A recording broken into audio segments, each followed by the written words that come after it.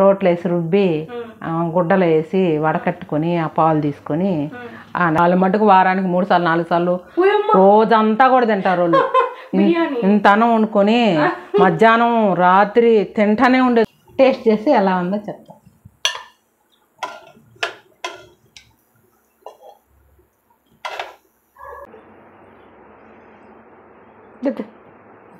Welcome back to our channel. 30 days 30 varieties of Nellore స్పెషల్స్లో ఇవాళ special chicken biryani. మేము నార్మల్గా బాస్మతి రైస్ లేకుండా నార్మల్ బియ్యంతో చేసుకుంటాం. అది ఎలా చేసుకుంటామో చూపిస్తారండి. ముందుగా దీనికి కావాల్సినవన్నీ కోసి పెట్టుకున్నాను. అప్పటికప్పుడే అల్లం తెల్లగడ్డ పేస్ట్ వేసుకోవాలి. అప్పుడే మంచి టేస్ట్ వస్తుంది దానికి. ఈ పేస్ట్లో అల్లం తెల్లగడ్డ తప్ప ఏమీ వేయలే. ఎర్రగడ్డ, టమోటా, కొత్తిమీర, పుదీనా అంతే. అయితే బిర్యానీలో జాపత్రి, అనాస పువ్వు, జాజికాయ అవన్నీ వేసుకుంటాం కదా. కానీ బిర్యానీలో అవేమి వేయము. ఓన్లీ చెక్క మొగ్గ బిర్యానీ ఆకు అంతే. చికెన్ బిర్యానీ చేసుకోబోయే చికెన్కి ఉప్పు పసుపు మాత్రమే పట్టించి పెట్టుకున్నా. ఒక పక్క మసాలా వేగే లోపల ఈ చికెన్ని ఒక పక్క ఉడికించుకోవాలి.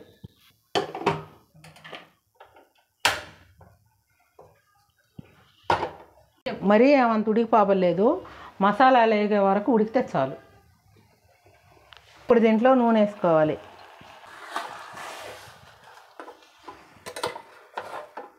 ఇట్ట ఉప్పు పసుపు వేసి ఉడకబెట్టుకొని చేస్తే చాలా టేస్ట్గా ఉంటుంది. ముక్క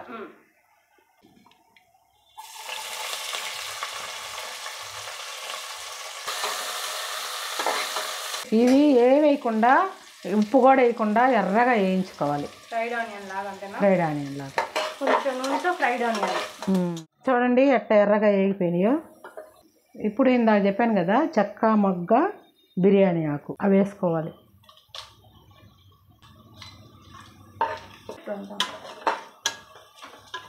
ఇప్పుడు అల్లం వెల్లుల్లి పేస్ట్ వేసుకోవాలి.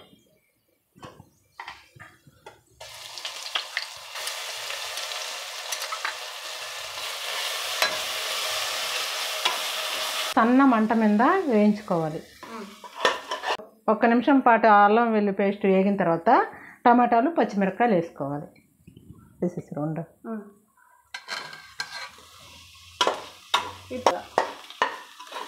టమాటాలు పచ్చిమిరపకాయలతో పాటు అల్లం వెల్లుల్లి పేస్ట్లో నూనె బయటకు వచ్చే వరకు వేయించుకోవాలి. అంటే ఇక్కడ వేగినట్టు అంతేనా?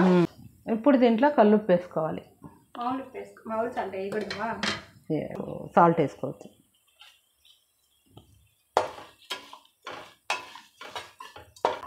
దీంట్లో మళ్ళీ మేము చికెన్ మసాలాలు, గరం మసాలాలు ఏమి వేయము. కనీసం ధనియాలు కూడా వేయము. ఒట్టి అల్లం వెల్లుల్లి పేస్టే. ఇప్పుడు పక్కన పెట్టుకున్న చికెన్ని దీంట్లోకి మార్చుకోవాలి. నీళ్ళతో కూడా పోసేస్తాము మమ్మీ? పోసేస్తా.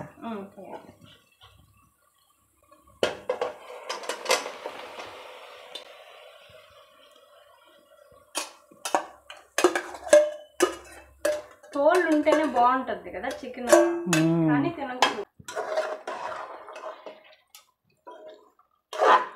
ఇప్పుడు ఈ చికెన్ పూర్తిగా ఉడకుండదు కదా, అందుకని కుక్కర్ మూత రివర్స్లో పెట్టుకొని కొంచెంసేపు ఉడికించుకోవాలి. 5 నిమిషాలు ఉడికించుకోవాలి.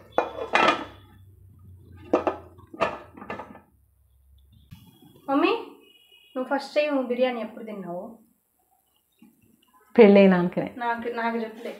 పెళ్ళైనాకే. పెళ్ళికి ముందు ఎప్పుడు తిన్నా బిర్యానీ? ఎప్పుడు తెలియదు. అసలు బిర్యానీ ఎలా ఉంటుంది ఏంటి అనేది ఏం కూడా తెలీదా? బిర్యానీ అని తెలీదు. కొబ్బరి పాలన్నం చేసుకునేది మేము. కొబ్బరిలో నుంచి పాలు తీసి చేసుకునేవాళ్ళం. కొబ్బరి టెంకాయలు కొడతారు ఇంట్లో దేవుడికి. అప్పుడు దాన్ని ముక్కలు చేసి మిక్సీ కూడా లేదు, రోట్లో వేసి రుబ్బి గుడ్డలు వేసి వడకట్టుకొని ఆ పాలు తీసుకొని ఎర్రగడ్డ, అల్లం తెల్లగడ్డ వేసి. ఇప్పుడు వీటిలో ఏమేమి వేయలేదు మీరు అప్పుడు కొబ్బరి పాలన్న? చికెన్ మాత్రం వేయలే. అంతే. భలే టేస్ట్గా ఉంటుంది అది. ఇంకా అది మాత్రం చేసుకునేవాళ్ళం.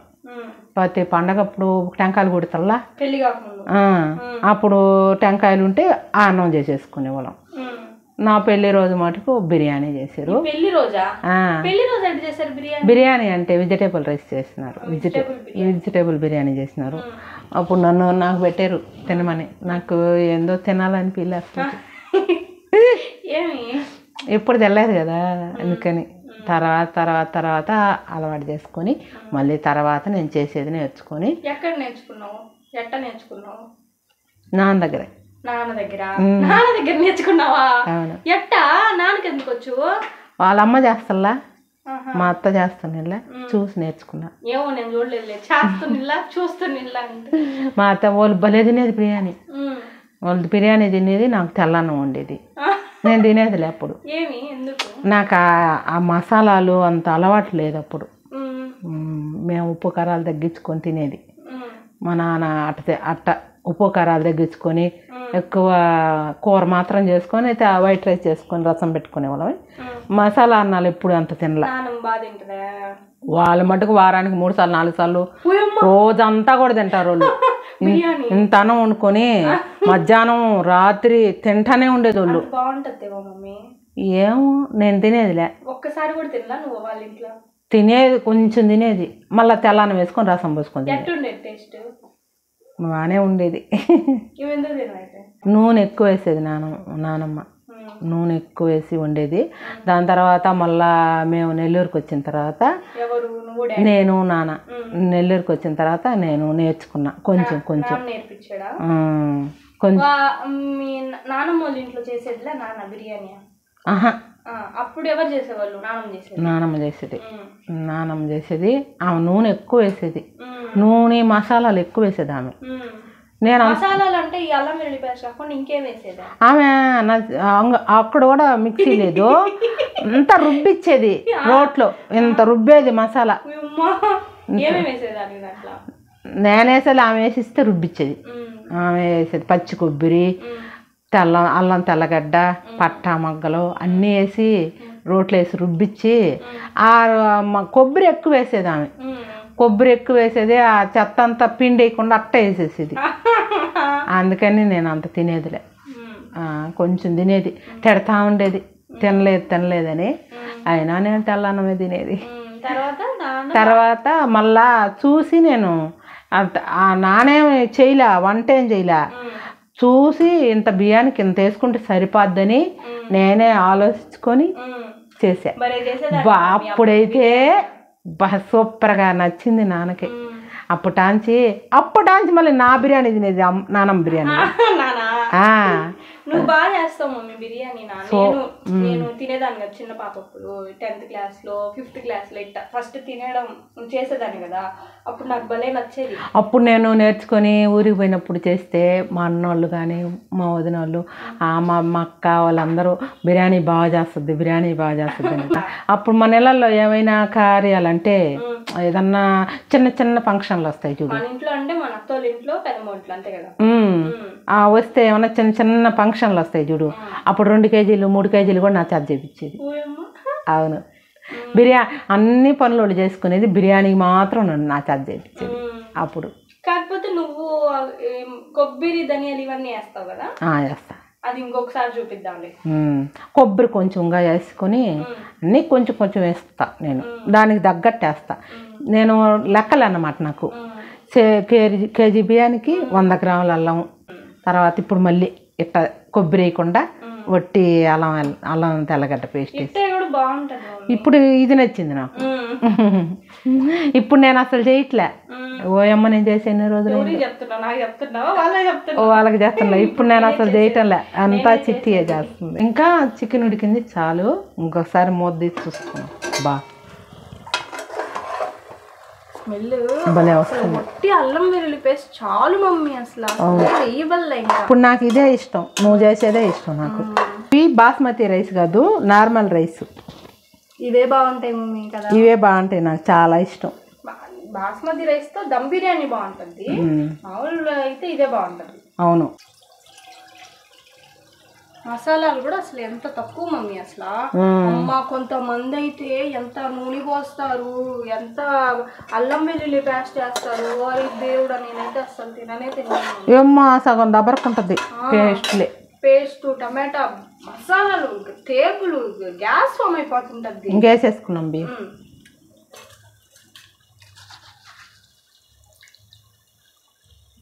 కారం కూడా పచ్చిమిరపకాయల నుంచి వచ్చేస్తుంది, కారం కూడా ఇవ్వలే.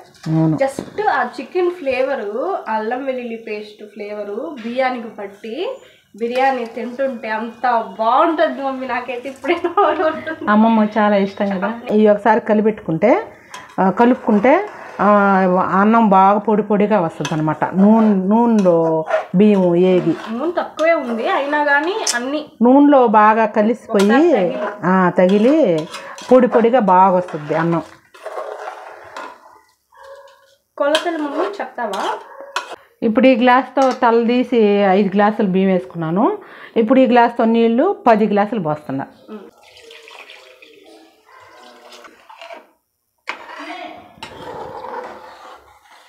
కుక్కర్లో చేసేటప్పుడు విజిల్ పెడితే ఒక రకంగా వస్తుంది, విజిల్ లేకుండా ఒక రకంగా వస్తుంది.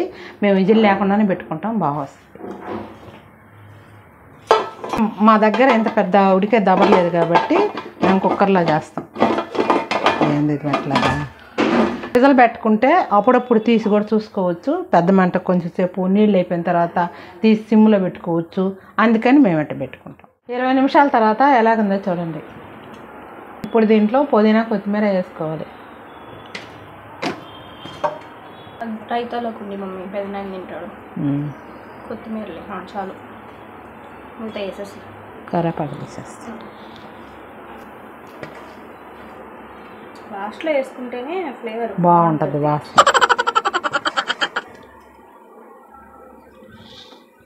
ఒకసారి కింద నుంచి పైకి బాగా కలుపుకోవాలి. ఇప్పుడు మా పెద్దమ్మ చెప్పద్ది బిర్యానీ ఎలా చేయాలి అని. టేస్ట్ చేసి ఎలా ఉందో చెప్తాం.